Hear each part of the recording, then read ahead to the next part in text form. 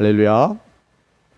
하나님께서 오늘 또 말씀 통해서 우리 모두에게 은혜 주시기 원합니다. 성경의 인물 중에 정말 가장 그 파란만장한 삶을 산 그런 인물 생각한다면 아마 요셉, 우리가 생각할 수 있을 거예요. 우리는 요셉에 대해서 후반부에 그의 생애 영광스러운 그런 자리에서 하나님 앞에 귀하게 쓰임받는 것에 우리의 생각이 많이 집중하기 때문에 그러한데, 거기에 이르러가기까지 요셉의 생은 참 파란만장한 삶이었음을 우리가 알 수 있습니다. 그는 아버지, 할아버지의 고향이 아닌 다른 저 멀리 떨어진 밧단아람에서 태어났거든요. 그래가지고 어린 시절을 거기서 보내다가 이제 다시 고향으로 돌아오는 부모님 따라서 그가 이제 가나안 땅으로 오게 됩니다. 그 돌아오는 과정이 얼마나 힘들었겠어요, 어린 나이에. 그러나 정말 그 아프게 하고 그의 생에 정말 그를 크게 낭만케 하는 그런 사건이 고향으로 돌아오는 길에 한번 발생합니다. 다시 말하면 그 사랑하는 어머니가 동생을 낳다가 에브랏 지경에서 세상을 떠나요.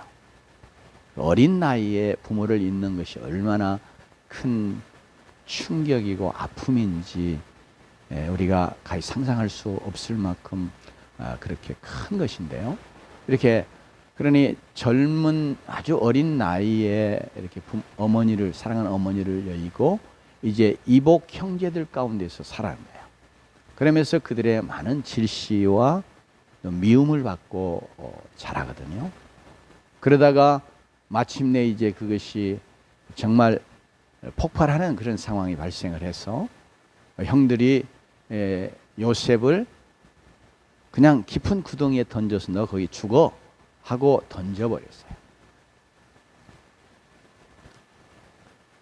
여러분, 그래도 혈육인데 이렇게 형제들에게서 어느 정도 좀 미움을 받을 수는 있지만 이렇게 너 죽어버려, 그리고 사실 죽이려고 구덩이까지 던지는 이런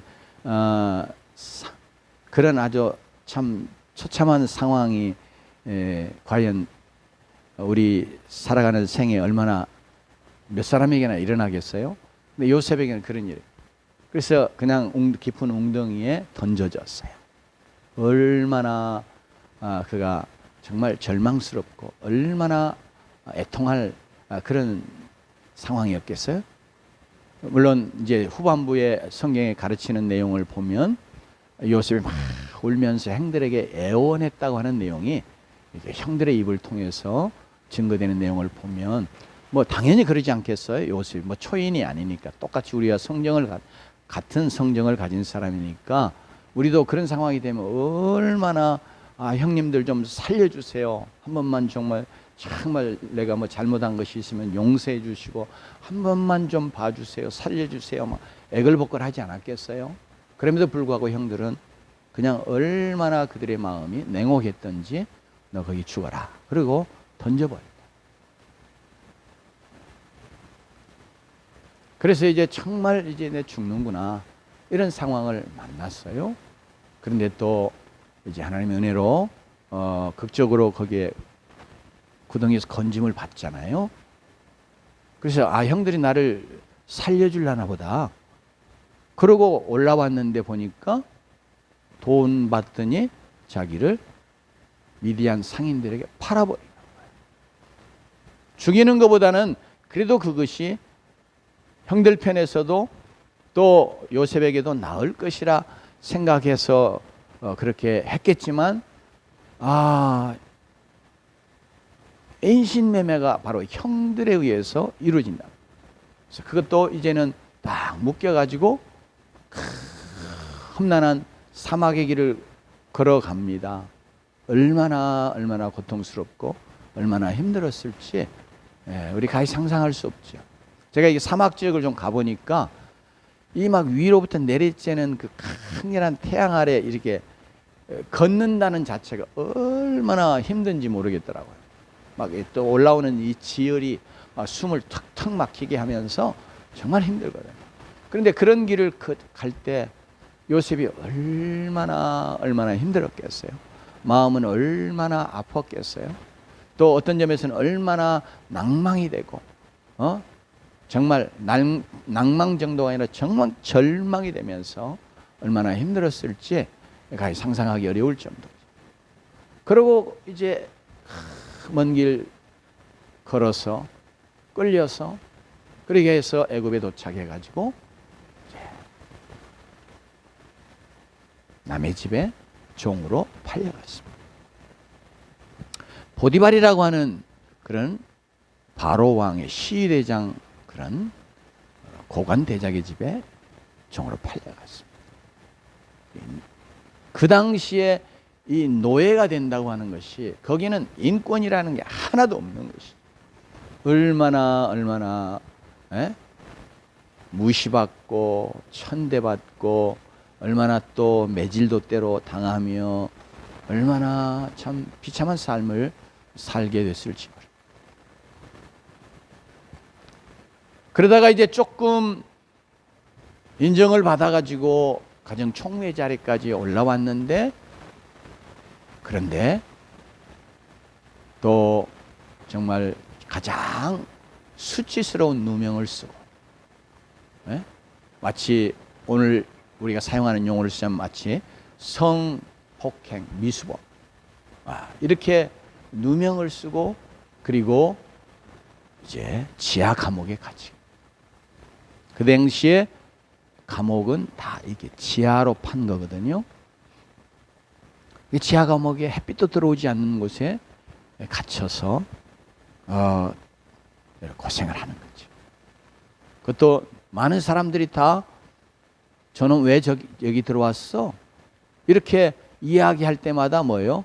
저놈은 그 보디발의 아내를 범하려고 하다가 이렇게 붙잡혀온 거야. 이런 이야기가 자연스럽게 입에서 입으로 자꾸 이야기되어지는 그럴 이게 얼마나 마음을 쓰리게 하고 얼마나 낯을 뜨겁게 하고 아님에도 불구하고 사람들은 그렇게 알고 그렇게 인정하고 그렇게 말하니까 얼마나 힘듭니까? 그래서 요셉이 바로 그런 상황 속에 성경이 증거해 주는 바에 의하면 손과 발에 찼고 채이고 쇠고랑을 찼음을 시편에서 증거해 주는데요. 그렇게 산.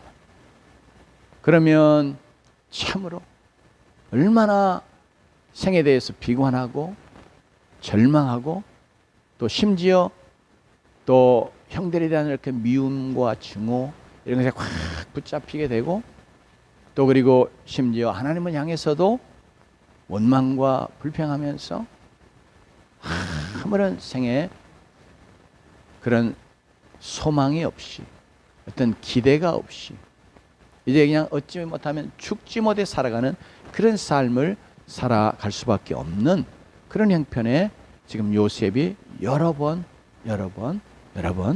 처하게 됐어요. 다시 말하면 오늘 우리의 본문의 말씀이 증거하는 대로 정말 그의 생이 엎드려질 수밖에 없는 그래서 완전히 끝장난 마치 패배하는 실패하는 그런 자의 생이 될 수밖에 없는 그런 정말 어려운 환난, 고난 이런 역경이 그에게 여러 번 찾아온 것입니다. 그런데 우리가 잘 아는 것처럼 바로 그런 상황들을 만났기 때문에 요셉은 절망하고 좌절하고 그의 인생의 포기자, 실패자, 패배자가 된 게 아니라 그럼에도 불구하고 아니 도리어 그것 때문에 그는 애굽의 총리 대신이 되는 놀라운 성공자가 되고 인생의 승리자가 된 것을 하나님의 말씀을 우리에게 증거해 주고 있습니다. 오늘 우리의 본문의 말씀에 가장 그 말씀이 증거해 주는 가장 하나의 모델적인 인물이 바로 요셉이라고 말할 수 있는데, 오늘 우리의 본문의 말씀은 의인은 7번 넘어질지라도 다시 일어나며,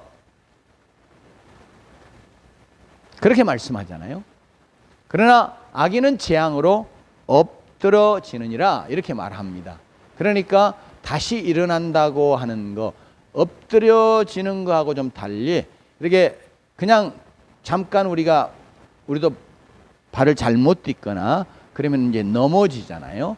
근데 넘어져 가지고 그냥 엎어져 있는, 그래서 이제 더 이상 일어나지 못하고 일어날 힘이 없는 상태로 또 일어나는 것을 포기하고 그냥 엎드려져 있는 이런 상태에 처하는 것이 아니라, 넘어지지만 그러나 다시 일어나서, 그래서 그 넘어짐에도 불구하고, 아니 도리어 성경의 말씀, 요셉의 삶을 통해서 우리 보여주는 넘어짐으로 인해서 더욱더 힘있게 일어나고 더 높아지는 자리에 나아가고 더 승리하는 자리에 나아가고 더 성공하는 자리에 나아가는, 이런 것을 하나님이 우리에게 원하고 계시는 것을 이 말씀을 통해서 우리에게 증거해 주고 있습니다. 우리에게도 똑같이 우리의 생에 요셉과 같은 그런 정도의 어려움, 고난, 역경, 환난, 우리를 정말 엎드려지게 할 그런 것은 조금 정도의 차이가 있을지 몰라도 우리의 삶에도 똑같이 내 자신이 생각해, 그것을 당하는 사람에게서는, 옆에서 보는 사람은 별것도 아닌 거 가지고 저러네, 그럴 수 있을지 몰라도, 우리가 이게 장미의 그 가시에 찔려서 죽는 경우도 있잖아요. 그거 아무것도 아닌 것 같은데 어떤 사람에는 그것이 그의 생명을 앗아갈 만큼 그렇게 무서운 것이고 큰 것일 수 있단 말이에요. 그런데 우리에게 똑같이 요셉과 똑같은 모습으로 똑같은 그런 고난, 역경, 어려움, 환난이 오는 것은 아니라 할지라도 우리의 삶에도 똑같이 우리의 생을 넘어뜨리려고, 또 무너뜨리려고 하는, 완전히 엎드려져서 패배하게 만들 그런 것처럼 우리에게 다가오는, 또 우리의 생에 발생하는 그런 어려움, 고난, 환난들이 있다 하는 것은 우리가 우리의 생을 지금까지 살아오면서도 경험을 통해서 잘 알고 있습니다. 그런데 하나님이 정말 원하시는 것은 우리로 하여금 그 어려움들을 이기고 우리가 넘어지게 만드는 그런 것들을 넘어서서 다시 일어날 뿐 아니라 정말 우리의 인생의 승리자, 믿음의 승리자, 우리의 인생의 성공자가 되기를 주님이 원하고 계십니다. 여러분, 그래서 우리 모두가 다 함께 이 말씀을 생각하면서 우리 2025년에 그리고 앞으로 우리의 남은 생애 동안에 여전히 우리를 넘어뜨리려고 하는, 우리를 엎드려지게 만들 그런 어려움이 있을 수 있다 하는 거 여전히 우리가 생각하고, 그럴지라도 나는 이것을 때문에 엎드려져서 마치 이 악인에 대해서 선언하는 것처럼 그냥 완전히 엎드려져서 더 이상 일어나지 못하는, 그것 때문에 완전히 이제 자포자기 하고 인생의 패배자, 실패자 되어 내 인생을 마감하는 그런 자가 아니라, 나는 그것 때문에 도리어 그것에도 불구하고 다시 일어나면서 믿음의 승리자, 인생의 승리자, 성공자가 되는 자 되어야 되겠다, 이런 마음을 이 시간 우리 함께 한번 다시 이 말씀과 더불어서 새롭게 갖는 귀한 시간이 되기를 원합니다. 그러면 어떤 자가 7번 넘어져도 다시 일어나는가?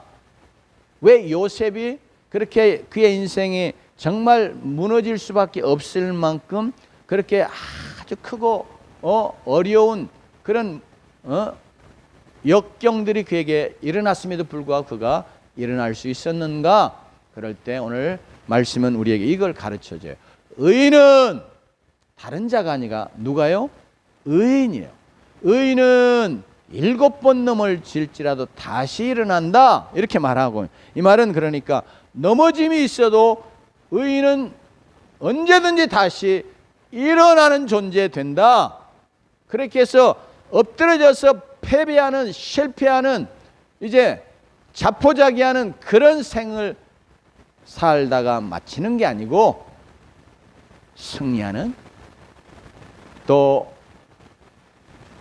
하나님의 관점에서, 영혼의 관점에서 보면 성공하는 그런 인생이 된다 하고 가르쳐 주는 게 바로 그런 주인공이 누구냐 그럴 때 의인은 이렇게 말합니다. 이제 의인에 대해서 오늘 정의하기는 원치 않고요. 다만 오늘 말씀을 통해서 알 수 있는 게 뭐냐면, 의인은 7번 넘어져 다시 일어난다 이렇게 말을 하는데, 누가 일으켜 주는 거예요? 사실은 하나님이 일으켜 주는 거거든요. 물론 자기가 하나님을 의지한 것 때문에 다시 일어서는 거죠. 요셉의 삶도 보면 그가 정말 인간적으로 생각해 보면 낭망하고 좌절하고 그가 너무 힘들어서 그가 포기하고 그러면서 인생 마치 속된 말로 표현하면 이게 종치는 것처럼 그렇게 될 수밖에 없는 그런 어려움 가운데 그가 그 가운데서 그가 하나님과 함께하니, 즉 하나님 여호와 하나님이 그와 함께하니, 그래서 그가 우리가 봤을 때는 정말 끝장날 수밖에 없는 그런 고난이요 역경이고, 그럼에도 불구하고 그는 그 속에서도 하나님으로 말미암아서 형통한 자가 되고 거기서 승리하고 성공하는 자가 됐고, 그리고 마침내 그의 인생은 하나님이 주시는 승리와 성공을 그가 얻게 되었음을 우리가 알 수 있습니다. 특별히 의인이라고 하는 이 용어를 이제 구약적인 관점이 아니라 신구약 성경 전체가 말하고 있는 내용을 우리가 살펴보면, 구약과 신약에 하나님이 이런 말씀으로 우리에게 구약과 신약이 다 의인은 어떤 존재인가를 가르쳐주는 말씀의 선포를 우리에게 3번 들려주고 계세요. 하박국 2장 4절에 보면 그러나 의인은 믿음으로 말미암아 살리라. 구약에 그건 상상하기 어려울 만큼, 왜냐하면 대부분 어떻게 사냐 그럴 때 율법을 지켜서 그 의로운 행위 때문에 이렇게 생각을 대부분 다 구약을 이해할 때 생각을 한단 말이에요. 또 구약의 이스라엘 백성들도 그렇게 잘못 생각하는 것이 있었고요. 근데 구약에 바로 그 말씀을 우리에게 들려주세요. 이게 의인이 뭐요? 믿음으로 말미암아 산다. 그런데 이 말은 믿음으로 사는 자가 의인이라 하는 말과 같아요. 왜냐하면 의인은 항상 어떤 존재예요? 믿음으로 사는 존재예요. 그러니까 믿음으로 살아가는 존재가 어떤 존재예요? 의인이에요. 하나님 앞에 의인은 믿음으로 살아가는 자가 의인이에요. 그래서 사도 바울이 우리가 믿음으로 구원 얻는, 믿음으로 의롭다함을 얻는 이 복음의 놀라운 진리를 전개하면서도 특별히 로마서 1장에서 오직 나의 의인은 믿음으로 말미암아 살리라 이렇게 1장 17절에 이렇게 말씀해요. 똑같은 하박국 2장 4절에 즉 구약에서 말씀하시던 그 말씀을 그 의미를 좇아서 다시 이 신약에서 이야기해요. 뿐만 아니라 히브리서 10장 38절에서도 오직 나의 의인은 믿음으로 말미암아 살리라 이렇게 말씀해요. 그러니까 이 말씀이 의인이 있는데 그 의인이 어떤 방식으로 사냐 그럴 때 믿음으로 사는 것이다. 이렇게 우리에게 서술적으로 이걸 설명해 주는 말씀이기도 하면서도 동시에 그 말씀을 통해서요, 의인은 믿음으로 말미암아 사는 자가 의인이다 하는 걸 가르쳐 주는 거예요. 그러니까 정말로 여기 오늘 어떤 자가 7번 넘어져도 다시 일어날 수 있느냐 그럴 때 의인이에요. 의인이 그렇다고 말씀이 우리에게 증거해 주잖아요. 그런데 그 의인은 즉 7번 넘어져도 다시 일어나는 의인은 어떤 자냐 그러면 믿음으로 사는 자예요. 믿음으로 말미암아 사는 자예요. 그 믿음은 구체적으로 내가 무엇인가를 할 수 있다고 하는 그런 긍정적인 어떤 신념이나 확신을 말하는 게 아니고, 성경에서 말하는 믿음은 항상 믿음의 대상을 이야기하면서 말해요. 그러니까 그 믿음이라고 하는 거 우리가 너무 잘 아는, 기본적으로 아는 것처럼 누구를 믿는 거예요?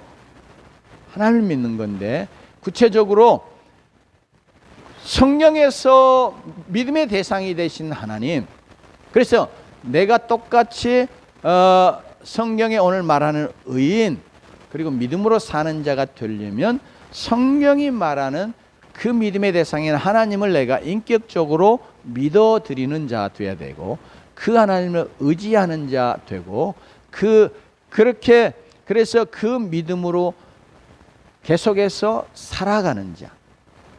그러니까 평안할 때는 내가 믿음이 있는 것 같은데, 정말 어려움 속에, 역경 속에 있을 때 그 믿음이 진짜 믿음인지 산 믿음인지 하는 것이 드러나지 않습니까? 이 금강석은 이 깜깜한 데서 더 빛을 낸다, 그런 이야기를 하죠. 왜냐하면 이렇게 불빛이 있으면 이렇게 반짝이는 것은 알 수 있지만, 그것이 얼마나 진짜 아름다운 빛을 갖고 있는 그런 보석인지 우리가 잘 모르잖아요. 밝은 빛 속에서는 그냥 조금 빛난다 이런 것만 알지, 그냥 깜깜할 때 보면 진짜 영롱하게 확 빛난 말이에요. 그래서 이게 진짜 다이아몬드구나, 우리가 이렇게 알 수 있는 것처럼 우리의 믿음도 사실은 우리 정말 어려움 속에 있을 때 그것이 진짜 빛을 발하, 이게 참 믿음이다 하는 것을 들어줄 수 있는 것이거든요. 그런데 그 믿음의 대상을 향한 우리의 믿음, 특별히 구약이 우리에게 가르쳐주는 하나님을 믿는다고 말할 때 그 하나님이 누구냐 그럴 때, 하나님께서 출애굽 사건을 통해서 우리에게 잘 가르쳐 주세요. 다시 말하면 정말 믿음의 대상이신 하나님, 그리고 의인이라고 말하는 자들이 진정으로 믿는 믿음의 대상인 하나님 누구냐, 그 하나님 어떤 하나님으로 믿어야 되느냐 할 때, 이스라엘 백성들을 바로의 종노릇 하는 데서 하나님의 권세와 능력으로 그들을 향한 기이한 사랑, 불쌍히 여김 가운데 그들을 구원해 내시잖아요. 그래서 성경의 하나님은 다른 하나님이 아니라 구원의 하나님이세요. 그래서 내가 하나님을 진정으로 믿을 때 이 하나님이 구원의 하나님이라고 하는 걸 믿는 겁니다. 물론 그 구원은 우리가 이제 신구약 전체의 말씀을 통해서 하나님께서 독생하신 아들 예수 그리스도로 말미암아 십자가에서 우리의 죄를 짊어지시고 대신하여 죽게 하셔서, 그의 죽으심을 통해서 이제 그의 죽으심 때문에 그가 생명을 우리를 위하여 값으로 지불하시는 그 희생의 속죄의 제물 되시는 죽음을 통해서 우리를 죄로부터 건져주시고, 죄의 책임, 즉 형벌로부터 우리를 건져주시며 우리를 의롭게 해주시는, 죄 없다고 해주시는 그런 구원자 되시는 분으로 우리가 하나님을 믿는 거죠. 예수 그리스도를 그렇게 믿는 거죠. 그러니까 우리에게는 제일 먼저 하나님을 믿는다고 할 때 구약의 그 출애굽 사건을 통해서 하나님이 늘 보여주시고자 하는 것은 뭐냐면, 내가 하나님을 어떤 하나님으로 믿어요? 구원의 하나님으로 믿는, 전능한 능력의 하나님, 천지를 창조하신 하나님, 그것이 전제되는 것이지만, 그러나 그 하나님 뭐예요? 구원의 하나님입니다. 이런 믿음이 저와 여러분에게 모두에게 분명하게 산 믿음으로 있어야 될 줄로 믿습니다. 예수 그리스도를 나의 구원의 하나님으로 믿어드리는 것, 이게 죄와 영원한 저주와 형벌로부터 나를 구원해 주시는 나의 구원주 하나님으로 믿어드리는 것. 그러면서 구약에서 말하는 구원은 죄로 인해서 우리에게 생겨나는 저주와 여러 불행, 고난과 여러 어려움, 그것들로부터도 건져주시는 걸 구원이라고 말합니다. 그러니까 내가 하나님을 어떤 하나님으로 믿는 믿음 가운데 있어야 의인이에요? 구원의 하나님입니다. 그렇게 그 하나님을 믿어드리는 믿음이 있어요.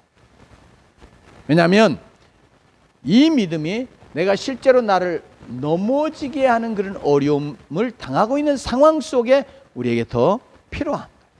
왜냐하면 우리는 어려움 당하면 이제 우리가 하나님이 나를 이렇게 어려움 가운데 놓아두셨어. 왜냐하면 우리가 하나님의 절대적인 주권을 믿되 반만 껍데기처럼 믿어요. 그러니까 정말로 하나님께서 이 모든 것을 주관하시는 절대 주권적인 능력의 하나님이라고 하는 것을 우리가 또한 믿어드려야 되는데, 우리가 그런 믿음을 갖고 그 믿음과 함께 그분이 나를 구원해 주시는 구원의 하나님이라고 하는 믿음을 분명하게 우리가 붙잡아야 돼요. 그 믿음을 가져야 돼요. 그런데 이게 내가 이런 어려움을 당했어. 그러면 하나님이 모든 걸 다 주관하시고 다스리시는 하나님이니까 하나님이 이거 내게 이렇게 허락하셨네, 즉 하나님이 내게 이렇게 어려움을 주셨네, 이런 생각이 오면서 우리는 그 하나님의 절대 주권을 믿는다고 인정하는 것 같은데, 그러나 하나님께서 이 모든 걸 다 주관하시기 때문에 하나님이 이것을 허락하시는 선한 의도도 있고, 또 이 어려움 속에 그냥 나를 내버려두는 것이 아니라 이걸 통해서 나를 연단하시고, 하나님은 또 그 어려움 속에서 나를 능히 건져주실 하나님, 그래서 내게 도움을 주시는 구원의 은혜를 베푸실 하나님 되시는 것을 동시에 우리가 믿어야 돼. 하나님의 절대 주권을 믿으면서 동시에 뭐예요? 하나님의 도우심, 하나님의 구원의 은혜를 우리가 또한 믿어드리는 자 돼야 우리 어려움 속에 있을 때 그 어려움을 능히 이겨나가는 자가 되는 줄로 믿습니다. 그 어려움 속에서 일어날 힘이, 여러분 하나님이 나를 이렇게 버려주셔서 내가 이렇게 어려움 당하는데 이런 마음이 조금이라도 우리가 찾아오면요, 영적으로 진짜 힘을 잃게 되고 무력해지고 마음은 낙심되고 좌절되고, 이게 원망불평이라, 하나님이 왜 나에게 막 이런 어려움을 주시고 왜 나를 이런 상황에 놓아두셨는가. 그래서 우리가 정말 이 모든 걸 주관하시고 그래서 또한 나를 이것에서부터 놓아두셨어도 건져내실 하나님, 나를 도와주실 하나님 되신 것에 대한 믿음을 우리가 더 굳게 붙잡지 못하는 그런 영적인 잘못 가운데, 연약함 가운데 우리가 빠져 들어가기 쉬워요. 그래서 특별히 우리가 하나님 앞에서, 하나님이 이스라엘 백성을 애굽에서 구원해 내신 하나님이시죠. 그러면서 어째요?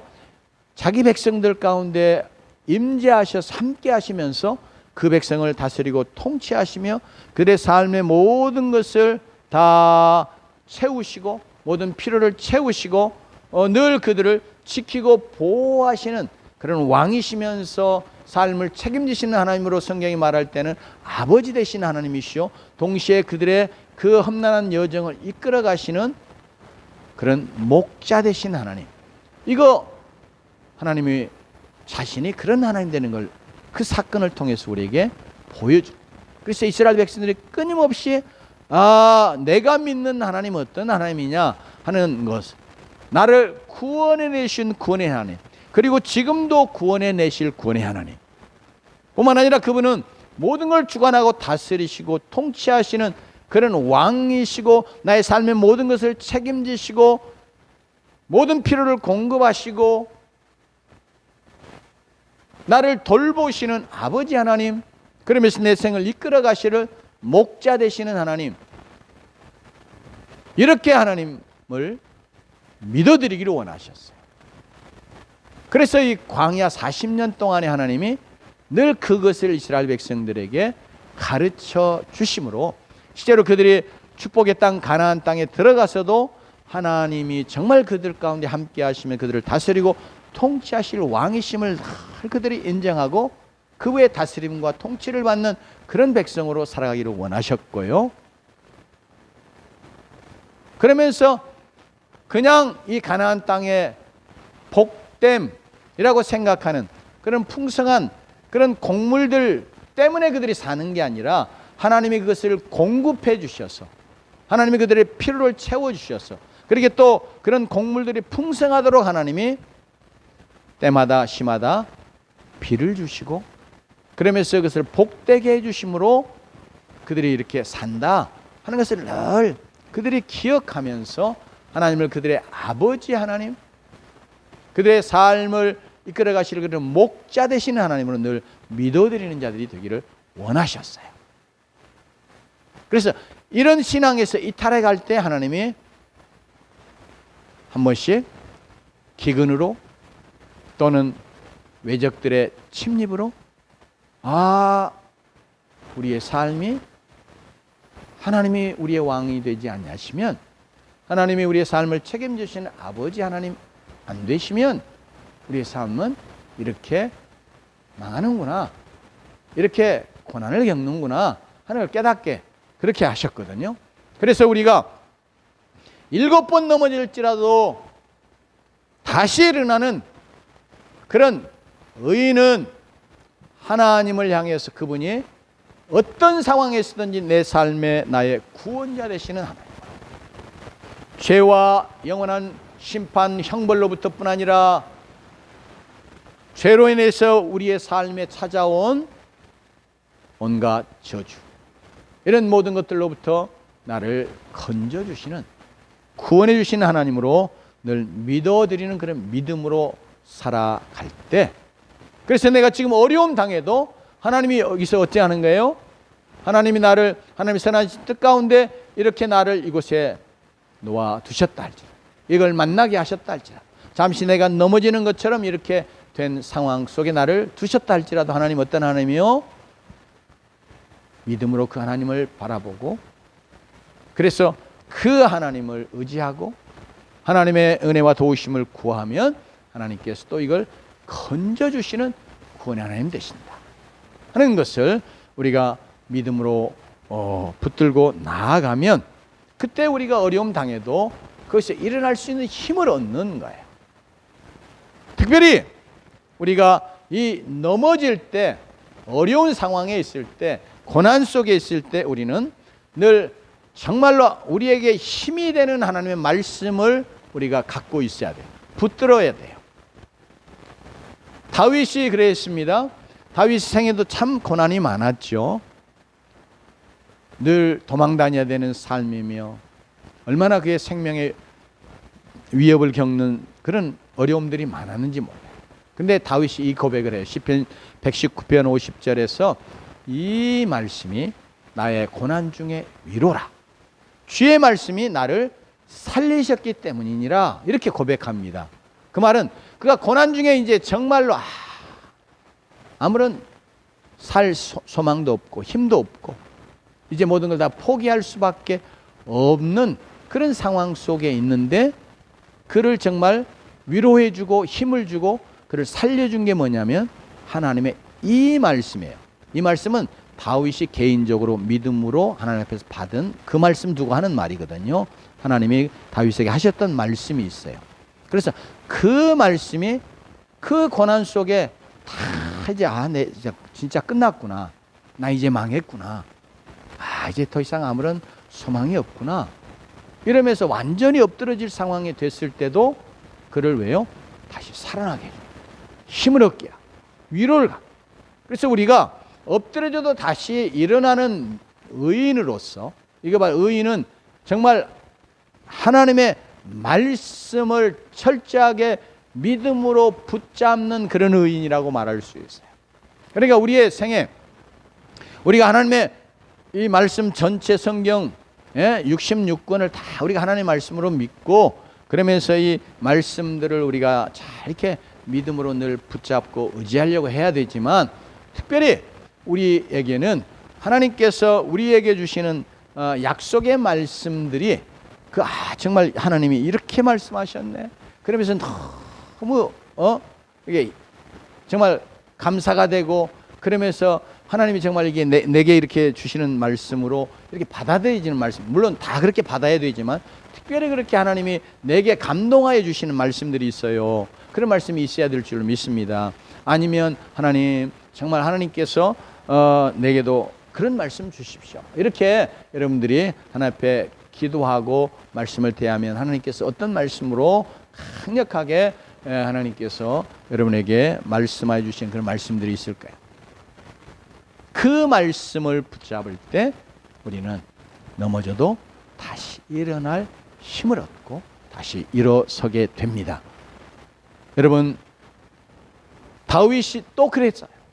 우리도 똑같이 우리의 삶에는 정말 우리의 믿음의 기둥처럼 이렇게 다시 우리를 붙들어 세워줄 수 있는 그런 말씀 우리 모두가 다 가지고 그 말씀 붙들고 날 우리가 어려움 당하면 끊임없이 그 말씀 묵상하고 그 말씀을 자꾸 더 믿음으로 새겨서 그 말씀 때문에 우리가 살아나고 일어나는 그런 신앙의 사람들이 되어야 되겠습니다. 여러분, 특별히 우리가 어려움을 당하면 우리의 생에 여러 가지 두려움들이 찾아오잖아요. 어떤 그런 정말 두려울 만한 상황들이 있을 때 이사야 41장 10절 말씀을 저는 늘 이렇게 자꾸 반복하여 암송하고 묵상합니다. 두려워하지 말라, 내가 너와 함께함이라. 놀라지 말라, 나는 네 하나님이 됨이라. 내가 너를 굳세게 하리라. 참으로 너를 도와주리라. 참으로 나의 의로운 오른손으로 너를 붙들리라. 이렇게 말씀하셨어요. 이건 저와 여러분 모두에게 주시는 하나님의 말씀입니다. 하나님의 백성들에게 선포하셨던 말씀이에요. 그래서 우리가 그 말씀 다 믿음으로 붙잡고 내가 정말 어려운 상황, 두려운 상황, 그래서 인생의 정말 위기 이런 상황들을 만나고 어찌할 바를 모르고 이런 상황 속에 우리가 막 그 두려움에 짓눌리는 자가 되지, 그 상황과 환경에 눌리는 자가 되지 않고, 그래서 엎드려져 버리는 자 되지 않고 일어서려면 이렇게 하나님이 우리에게 주시는 이 놀라운 약속의 말씀들을 우리가 믿음으로 자꾸 붙잡고 그 말씀을 우리가 붙들고 믿음으로 그것을 계속해서 우리 자신에게 이야기하면 실제로 우리의 마음이 힘을 얻어요. 그렇지 않습니까? 사실 그렇게 해야 돼요. 그래야 우리가 어떤 어려움을 만나든지 그 어려움을 능히 믿음으로 이겨나가는 자가 되는 줄 믿습니다. 두려워하지 말라. 얼마나 놀라운 말씀. 내가 너와 함께합니다. 왜 두려워하지 말라고요? 하나님이 내가 지금 이 두려워할 수밖에 없는 하나님의 백성들에게 하시는 말씀이잖아요. 그 상황 속에 두려움에 짓눌려 그냥 엎드려지지 않을 수 있는 길이 두려워하지 말라고 하시는 하나님을 인정하는, 하나님이 내가 너와 함께해. 그 고난 속에 너만 있는 거 아니야. 너 그냥 너를 그새 처박아 버려둔 게 아니야. 그 말씀하시는 거거든요. 그래서 우리가 어려운 상황을 만날 때 여러분 다른 말씀으로도 얼마든지 힘을 얻을 수 있는데 이렇게 여러분의 믿음을 든든하게 세워주고 힘을 주고 여러분을 위로하고 살려줄 그런 말씀을 여러분이 붙들고 나아갈 수 있기를 바랍니다. 요셉도 왜 그렇게 그가 그 고난 속에서 승리했느냐? 그럴 때 시편 105편에서는 그 말씀이 그를 연단했기 때문이라고 말해요. 연단하는 건 뭐예요? 불순물들을 빼내기 위해서 두드리는 거잖아요. 그러니까 그가 어려움 속에 있으면서 하나님의 주셨던 말씀은 물론 창세기 37장의 꿈으로 보여주셨던 그 비전의 말씀일 거예요. 그래야 그 말씀을 자꾸 가지고 그가 어려운 상황 속에서 하나님 그런 거 주시더니 지금 이게 웬 상황이야? 왜 하나님이 이렇게 자꾸 주신 그 말씀하고는 반대되는 방향으로 가게 하셔? 그러면서 하나님 앞에서 불평하고 원망하고 불신앙하는 그런 자세를 가진 게 아니고 요셉은 뭐예요? 하나님이 분명히 이 말씀 주셨는데 그러면서 계속해서 어려움 속에서 그의 마음이 자꾸 불신앙적인 생각들이 들어오려고 할 때 그럴 때 그것을 그 말씀이 자꾸 단련해서 불순물을 제거해내는 것이 단련하는 거잖아요. 정련, 재련하는 거, 철에 비하면. 그러니까 그렇게 그 말씀이 자꾸 그렇게 해서 그 마음속에 그런 것들을 제거해내게.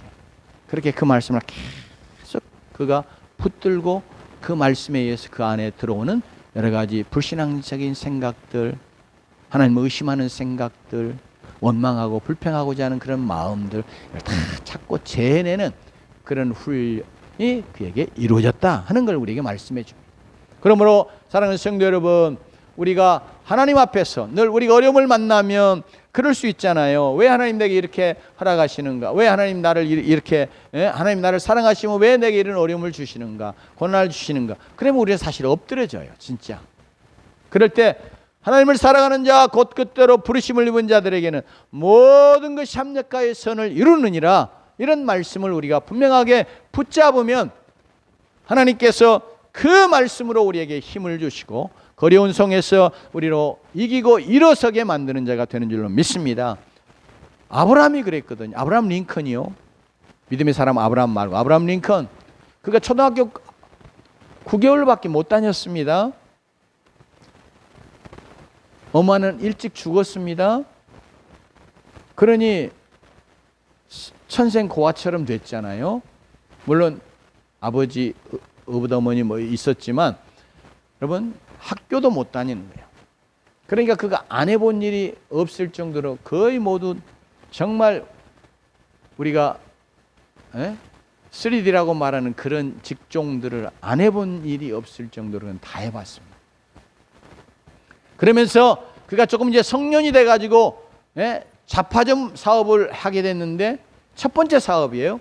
그런데 완전히 망해가지고 그거 빚 갚는데 17년 동안이나 그가 정말로 먹지 못하고 입지 못하고 쓰지 못하고 이러면서 빚을 갚아나가는.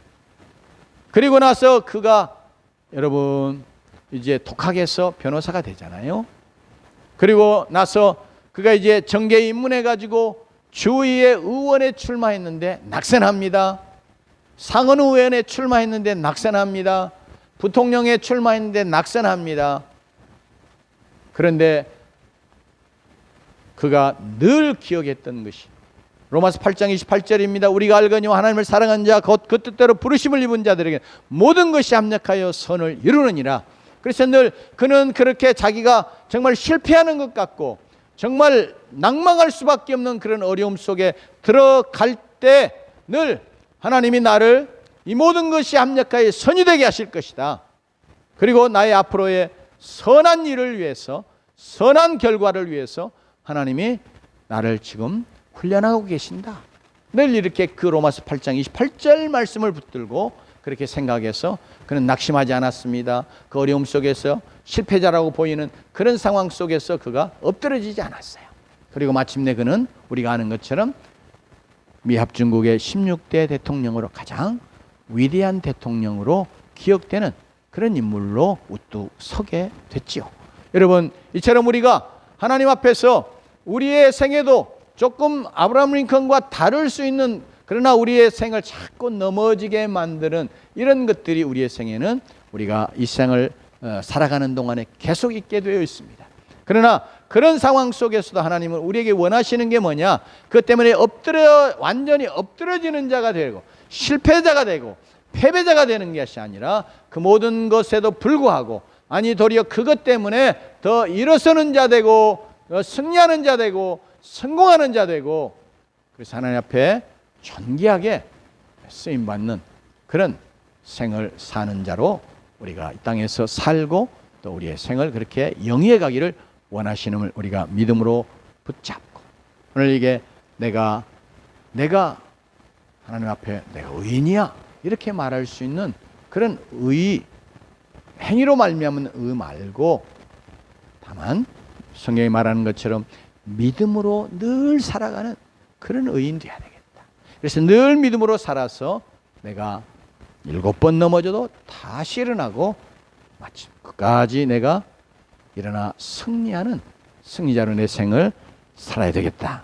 이런 각오와 결단을 가지고 2025년을 살아가시고 남은 생을 살아가는 주의 백성 되시기를 주님으로 축원합니다. 기도합시다.